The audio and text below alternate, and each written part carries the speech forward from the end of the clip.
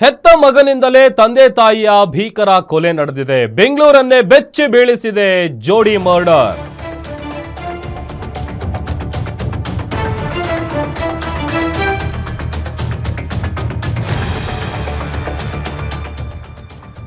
ಬೆಂಗಳೂರಿನಲ್ಲಿ ಡಬಲ್ ಮರ್ಡರ್ಗೆ ಜನ ಬೆಚ್ಚಿ ಬಿದ್ದಿದ್ದಾರೆ. ಹೆತ್ತ ತಂದೆ ತಾಯಿಯನ್ನೇ ಮಗ ಕೊಂದಿದ್ದಾನೆ. ವಿಜ್ಞಾನ ನಗರದ ಆದರ್ಶ ವಿಸ್ತಾ ಅಪಾರ್ಟ್ಮೆಂಟ್ನಲ್ಲಿ ಕೃತ್ಯ ನಡೆದಿರೋದು. HL ಪೊಲೀಸ್ ಠಾಣಾ ವ್ಯಾಪ್ತಿಯಲ್ಲಿ ಘನಘೋರ ಘಟನೆ ನಡೆದಿದೆ. 60 ವರ್ಷದ ತಂದೆ ರೋಹನ್ ಭಟ್, 55 ವರ್ಷದ ತಾಯಿ ಶ್ಯಾಮಲಾ ಇಬ್ಬರು ಕೂಡ ಕೊಲೆಯಾಗಿದ್ದಾರೆ. ನಿವೃತ್ತ ನೇವಿ ಕ್ಯಾಪ್ಟನ್ ನವೀನ್ ಭಟ್, ಪತ್ನಿ ಡಾಕ್ಟರ್ ಶ್ಯಾಮಲಾ ಭಟ್, ತಂದೆ ತಾಯಿಯನ್ನೇ ಮಗ ಮೋಹನ್ ಕೊಲೆ ಮಾಡಿದ್ದಾನೆ. ಇಡೀ ಬೆಂಗಳೂರನ್ನೇ ಬೆಚ್ಚಿ ಬೀಳಿಸಿದೆ ಡಬಲ್ ಮರ್ಡರ್. ಮಗನೇ ಹೆತ್ತ ತಂದೆ ಹಾಗೂ ತಾಯಿಯನ್ನ ಬರ್ಬರವಾಗಿ ಹತ್ಯೆ ಮಾಡಿರುವಂತಹ ಘಟನೆ ಬೆಂಗಳೂರಿನಲ್ಲಿ ನಡೆದಿದೆ. ನೌಕಾಪಡೆಯ ನಿವೃತ್ತ ಕ್ಯಾಪ್ಟನ್ ಮತ್ತು ಡೆಂಟಲ್ ಡಾಕ್ಟರ್ ಇಬ್ಬರನ್ನು ಕೂಡ ಚಾಕುವಿನಿಂದ ಇರಿದು ಕೊಲೆ ಮಾಡಿದ್ದಾನೆ. ನೋಡಿ, ಜನ್ಮ ಕೊಟ್ಟ ತಂದೆ ತಾಯಿಯನ್ನೇ ಮಗ ಕೊಂದಿದ್ದಾನೆ. ಇದೇ ವ್ಯಕ್ತಿ ಫೋಟೋ ಏನು ನೋಡ್ತಾ ಇದ್ದೀವಿ, ಮೋಹನ್ ಅಂತ. ಹೆತ್ತ ಅಪ್ಪ ಅಮ್ಮನ ಉಸಿರು ನಿಲ್ಲಿಸಿದ್ದಾನೆ ಈತ. ಈ ಒಂದು ಡಬಲ್ ಮರ್ಡರ್ಗೆ ಬೆಂಗಳೂರಿನ ಜನ ಬೆಚ್ಚಿ ಬಿದ್ದಿದ್ದಾರೆ. ಚಾಕುವಿನಿಂದ ಇರಿದು ಕೊಲೆ ಮಾಡಿದ್ದಾನೆ ಮಗ.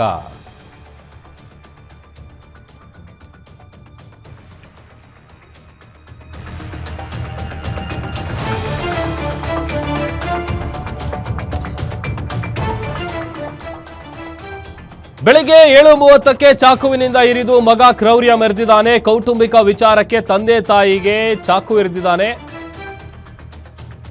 ಮೋಹನ್. ಗಾಯಗೊಂಡ ದಂಪತಿಯನ್ನ ಮಣಿಪಾಲ್ ಆಸ್ಪತ್ರೆಗೆ ದಾಖಲು ಮಾಡಲಾಗಿತ್ತು. ಆದರೆ ಚಿಕಿತ್ಸೆ ಫಲಿಸದೆ ಬೆಳಗ್ಗೆ 8:15 ಈ ದಂಪತಿ ಸಾವನ್ನಪ್ಪಿದ್ದಾರೆ.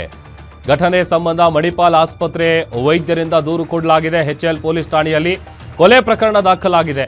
ಕೊಲೆ ಆರೋಪಿ ರೋಹನ್ ಭಟ್ ಈತನನ್ನ ಪೊಲೀಸರು ವಶಕ್ಕೆ ಪಡೆದಿದ್ದಾರೆ.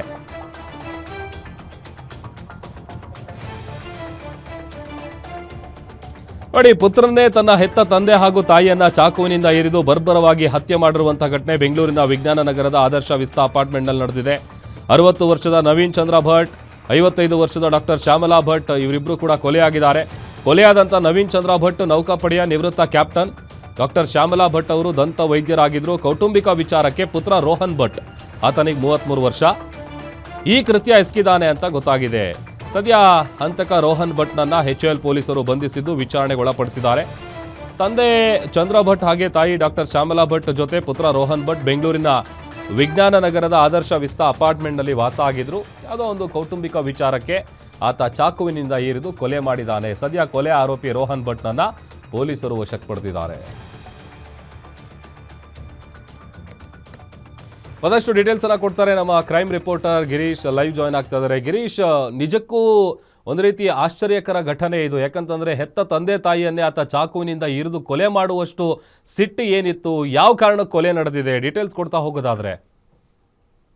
ಪ್ರಭು, ಈ ಒಂದು ಘಟನೆ ನಡೆದಿರೋದು HL ಪೊಲೀಸ್ ಠಾಣಾ ವ್ಯಾಪ್ತಿಯ ವಿಜ್ಞಾನ ನಗರದ ಆದರ್ಶ ವಿಸ್ತಾ ಎಂಬ ಅಪಾರ್ಟ್ಮೆಂಟ್ ಅಲ್ಲಿ ಇಂದು ಬೆಳಗ್ಗೆ ಸುಮಾರು 7:15 ಸಮಯದಲ್ಲಿ ಈ ಒಂದು ಘಟನೆ ನಡೆದಿದೆ. ಅಷ್ಟಕ್ಕೂ ಏನು ಮಗನೇ ತಂದೆ ತಾಯಿಯನ್ನ ಚಾಕುನಿಂದ ಇರಿದು ಹತ್ಯೆ ಮಾಡಿರುವಂತದ್ದು. ಅದರಲ್ಲಿ ಪ್ರಮುಖವಾಗಿ ಗಮನಿಸುವ ಅಂಶವೇನು ಅಂತ ಅಂದ್ರೆ, ಏನು ಕೊಲೆಯಾದಂತಹ ವ್ಯಕ್ತಿ ಏನಿದ್ದಾರೆ ನವೀನ್ ಭಟ್ ಅವರು ಈ ಹಿಂದೆ ಸೇನೆಯಲ್ಲಿ ನಿವೃತ್ತ ನೇವಿ ಕ್ಯಾಪ್ಟನ್ ಆಗಿ ಸೇವೆಯನ್ನ ಸಲ್ಲಿಸಿದ್ರು. ಅದೇ ರೀತಿ ಅವರ ಹೆಂಡತಿಯಾದಂತಹ ಡಾಕ್ಟರ್ ಶ್ಯಾಮಲಾ ಭಟ್ ಏನಿದ್ದಾರೆ, ಇವರು ಏನು ದಂತ ವೈದ್ಯರಾಗಿ ಏನು ಕೆಲಸವನ್ನ ಮಾಡ್ತಾ ಇದ್ರು. ಆದ್ರೆ ಇವತ್ತು ಮುಂಜಾನೆ ಸುಮಾರು 7:30 ಅಥವಾ 7:15 ಸಮಯದಲ್ಲಿ ಇದ್ದಕ್ಕಿದ್ದ ಹಾಗೆ ಇವರ 3 ಜನರ ಮಧ್ಯೆ ಒಂದು ಜಗಳ ಶುರುವಾಗುತ್ತೆ. ಈ ಒಂದು ಜಗಳ ಪ್ರಾಥಮಿಕ ಮೂಲಗಳ ಒಂದು ಮಾಹಿತಿ ಪ್ರಕಾರ ಏನು ಇವರಿಬ್ಬರ ಜಗಳ ಏನಿರುತ್ತೆ, ಇದು ಯಾವಾಗಲೂ ಸಹ ಮಗನನ್ನ ಬೈತಾ ಇರ್ತಾರೆ. ಯಾಕಂದ್ರೆ ನೀನು ಬೇರೆ ರೀತಿಯ ಅಥವಾ ಬೇರೆ ಮನೆಯ ಮಕ್ಕಳು ಇದ್ದಂತೆ ಇಲ್ಲ ಅಥವಾ ಮಗ ಇದ್ದಂತೆ ಇಲ್ಲ, ಸಾಕಷ್ಟು ಚಿಕ್ಕ ಚಿಕ್ಕ ವಿಚಾರಕ್ಕೆ ಜಗಳವನ್ನ ಮಾಡ್ತಾ ಇದೀಯಾ, ಹೀಗಾಗಿ ಬೇರೆ ಕಡೆ ಇದ್ದು ನೀನ್ ಜೀವನ ಮಾಡಿ ನೋಡು, ನಿನಗೆ ಜೀವನದ ಕಷ್ಟ ಅರ್ಥ ಆಗುತ್ತೆ. ಈ ರೀತಿಯ ಮಾತುಗಳು ಅವರ ಮಧ್ಯದಲ್ಲಿ ಆಗ್ತಾ ಇರತ್ತೆ ಅವಾಗವಾಗ. ಅದು ಕೂಡ ತುಂಬಾ ದಿನದಿಂದಲೂ ಸಹ ಈ ರೀತಿ ಜಗಳ ಆಗ್ತಾ ಇದೆ. ಈ ಒಂದು ಹಿನ್ನೆಲೆಯಲ್ಲಿ ಇವತ್ತು ಬೆಳಗ್ಗೆ ಆತ ಸಿಟ್ಟಿಗೆದ್ದು ಏನು ರೋಹನ್ ಭಟ್ ಎನ್ನುವ ವ್ಯಕ್ತಿ ಇದ್ದಾನೆ, ಸುಮಾರು 30 ಅಥವಾ 32 ವರ್ಷದ ವ್ಯಕ್ತಿ, ಇವತ್ತು ಬೆಳಗ್ಗೆ ಇಬ್ಬರನ್ನೂ ಸಹ ಚಾಕುವಿನಿಂದ ಇರಿದು ಕೊಂದಿದ್ದಾನೆ. ನಂತರದಲ್ಲಿ ಅಪಾರ್ಟ್ಮೆಂಟ್ ನಿವಾಸಿಗಳಿದ್ದಾರೆ, ಅಕ್ಕಪಕ್ಕದ ಫ್ಲಾಟ್ ನಿವಾಸಿಗಳು, ಅವರನ್ನ ಆಸ್ಪತ್ರೆಗೆ ದಾಖಲು ಮಾಡಿದ್ರು, ಹತ್ತಿರದಲ್ಲಿದ್ದ ಮಣಿಪಾಲ್ ಆಸ್ಪತ್ರೆಗೆ. ಸದ್ಯ ಸುಮಾರು 8:15 ಸುಮಾರಿಗೆ ಚಿಕಿತ್ಸೆ ಫಲಕಾರಿಯಾಗದೆ ಅವರಿಬ್ಬರು ಸಹ ಸಾವನ್ನಪ್ಪಿರೋದು. ನಂತರದಲ್ಲಿ ಆರೋಪಿಯನ್ನ HL ಪೊಲೀಸ್ ಠಾಣಾ ಪೊಲೀಸರು ಕೂಡ ಬಂಧಿಸಿದ್ದಾರೆ. ಇನ್ನೇನು ಅವರ ಮಗಳು ಕೂಡ ಬರೋರಿದ್ದಾರೆ. ಅಂದ್ರೆ ಅವರು US ನಲ್ಲಿ ವಾಸವಿರುವ ಕಾರಣದಿಂದ ಅವರು ಬಂದ ನಂತರವಷ್ಟೇ ಏನು ತನಿಖೆಯ ಮುಂದುವರೆದ ಭಾಗ ನಡೆಯುತ್ತೆ ಅಂತಾನೆ ಹೇಳ್ಬೋದು. ಸದ್ಯ ಬೌರಿಂಗ್ ಆಸ್ಪತ್ರೆಯಲ್ಲಿ ಮೃತದೇಹವನ್ನ ಶಿಫ್ಟ್ ಮಾಡಿದ್ದಾರೆ.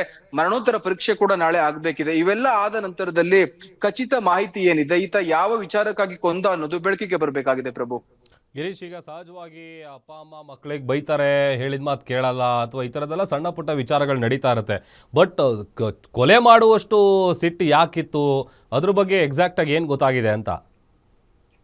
ಪ್ರಾಥಮಿಕ ಮಾಹಿತಿ ಪ್ರಕಾರ ಪ್ರಭು, ಈ ಒಂದು ವಿಚಾರದಲ್ಲಿ ಏನು ಒಂದು ಕೌಟುಂಬಿಕ ಜಗಳ ಅನ್ನೋದು ಇಲ್ಲಿ ಪ್ರಾಥಮಿಕ ಮಾಹಿತಿ ಆಗಿದೆ. ಅಂದ್ರೆ ಪೊಲೀಸ್ ಮೂಲಗಳ ಮಾಹಿತಿ ಪ್ರಕಾರ ಅಂತಾನೆ ಹೇಳ್ಬೋದು.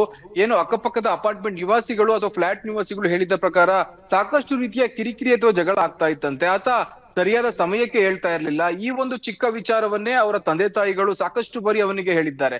ಅದೇ ರೀತಿ ಈತನಿಗೆ ಪದೇ ಪದೇ ಹೇಳುವ ಒಂದು ಉದ್ದೇಶದಿಂದ ಅದು ಕಿರಿಕಿರಿ ಅನ್ನಿಸ್ತಾ ಇತ್ತು. ಹೀಗಾಗಿ ಸಾಕಷ್ಟು ಬಾರಿ ಜಗಳ ಆಗಿದೆ. ಕೆಲವೊಮ್ಮೆ ಈತ ಮನೆ ಬಿಟ್ಟು ಹೋಗಿರೋ ಉದಾಹರಣೆ ಕೂಡ ಇದೆ. ಅಂದ್ರೆ ಮಾನಸಿಕವಾಗಿ ಸ್ಥಿಮಿತ ಇರ್ಲಿಲ್ಲ ಅನ್ನೋದು ಇಲ್ಲಿ ಪ್ರಮುಖವಾದಂತಹ ಒಂದು ಅಂಶ ಅಂತಾನೆ ಹೇಳ್ಬೋದು. ಈ ವಿಚಾರ ಬಿಟ್ರೆ ಎರಡನೇ ವಿಚಾರ, ಆತನಿಗೆ ಬೆಲೆ ಸಿಗ್ತಾ ಇರ್ಲಿಲ್ಲ. ಯಾಕಂದ್ರೆ ಕೆಲಸಕ್ಕೆ ಹೋಗ್ತಾ ಇರ್ಲಿಲ್ಲ. ಈ ಒಂದು ವಿಚಾರ, ಹಣಕ್ಕಾಗಿ ಅವರ ಮನೆಯಲ್ಲಿ ಯಾವುದೇ ತೊಂದರೆ ಇರ್ಲಿಲ್ಲ. ಯಾಕಂದ್ರೆ ಅವರ ಮಗ ನಿವೃತ್ತ ನೇವಿ ಕ್ಯಾಪ್ಟನ್ ಅವರ ಮಗ, ಹೀಗಾಗಿ ಅವರ ತಾಯಿ ಕೂಡ ವೈದ್ಯರು, ಹೀಗಾಗಿ ಹಣಕ್ಕೆ ಯಾವುದೇ ತೊಂದರೆ ಇರ್ಲಿಲ್ಲ. ಮಾನಸಿಕ ಸ್ಥಿಮಿತ ಕಳ್ಕೊಂಡಿದ್ರು ಅವರು ರೋಹನ್ ಭಟ್ ಅನ್ನೋದು ಪ್ರಾಥಮಿಕ ಮೂಲಗಳ ಮಾಹಿತಿ. ಹೀಗಾಗಿ ಈ ಒಂದು ಅಚಾತುರ್ಯ ನಡೆದು ಹೋಗಿದೆ. ಪೊಲೀಸರು ಕೂಡ ಬಂಧಿಸಿದ್ದಾರೆ. ಆದ್ರೆ ಅಧಿಕೃತವಾಗಿ ಯಾವ ವಿಚಾರಕ್ಕಾಗಿ ಆತ ಕೊಲೆ ಮಾಡಿದ್ದಾನೆ ಅನ್ನೋದು ತನಿಖೆ ನಂತರವಷ್ಟೇ ಹೊರಬರಬೇಕಿದೆ ಪ್ರಭು. ಓಕೆ, ಥ್ಯಾಂಕ್ ಯು ಗಿರೀಶ್ ನಿಮ್ಮೆಲ್ಲ ಡೀಟೇಲ್ಸ್ಗಾಗಿ. ನೋಡಿ, ಸಹಜವಾಗಿ ಅಪ್ಪ ಅಮ್ಮ ಮಕ್ಕಳಿಗೆ ಬುದ್ಧಿ ಹೇಳ್ತಾರೆ ಸಣ್ಣ ಪುಟ್ಟ ವಿಚಾರಕ್ಕೆ. ಬಟ್ ಏನು ಆತ ಚಿಕ್ಕ ಹುಡುಗನೂ ಅಲ್ಲ, 33 ವರ್ಷ ವಯಸ್ಸಾಗಿದೆ.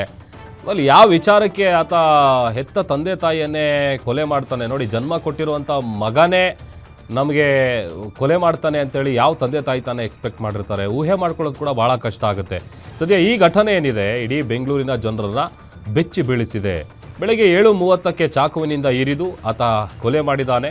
ಅದೊಂದು ಕೌಟುಂಬಿಕ ವಿಚಾರ ಅನ್ನುವಂಥದ್ದು ಪ್ರಾಥಮಿಕವಾಗಿ ಗೊತ್ತಾಗ್ತಾ ಇರೋದು. ಬಟ್ ಎಕ್ಸಾಕ್ಟ್ ಕಾರಣ ಏನಿತ್ತು?